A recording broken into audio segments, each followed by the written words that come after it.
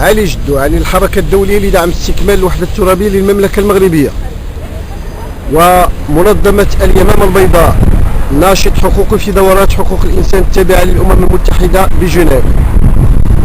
الفصل 28 من القانون اللاجئين، من قانون المفوضية السامية للاجئين، يمنح الحق لمصطفى سلمى سيدي مولود باعتباره لاجئا أن تكون لديه وثائق للسفر والتنقل.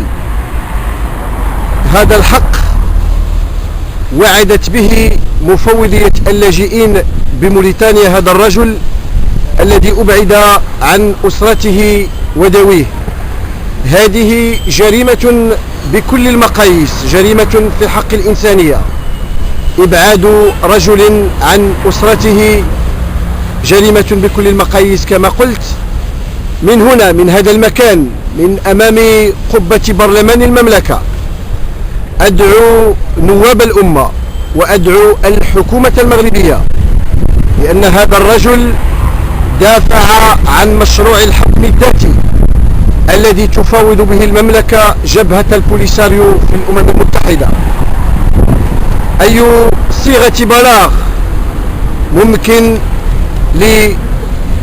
لمنظمة العفو الدولية أن تصيغه في حق هذا الرجل؟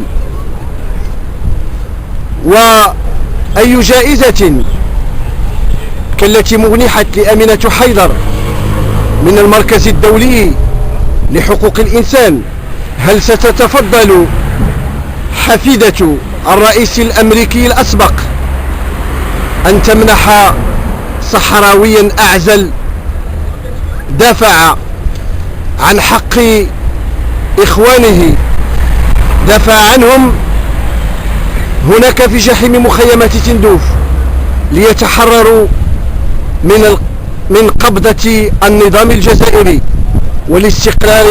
والاستقلال بقرارهم السياسي؟ بالأمس وجهنا رسالة إلى أنطونيو غوتيريس بالمقر العام بجنيف. يوم الخميس الفارط كنا في وقفة أمام نفس المفوضية بالرباط. يوم الجمعة الفارط 31 ماي قمنا بإضراب إنذاري عن الطعام 5 نشطاء. لماذا؟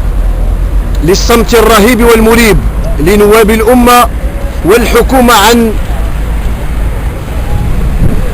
ملف رجل دافع عن حق المغرب المشروع، وهو الحكم الذاتي الموسع للأقاليم الجنوبية.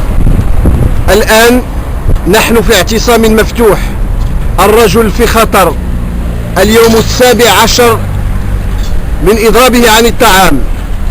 سنضرب معه أو نضرب معه منذ يوم الأمس، وسنبقى مضربين على الطعام إلى أن تجتمع لجنة حقوق الإنسان والعدل والحريات ببرلمان المملكة، أو على الأقل بلاغ من الحكومة تضامنا مع هذا الرجل المناضل للإنسان أولا، ومع هذا الرجل الذي دافع عن المغرب. وشكرا.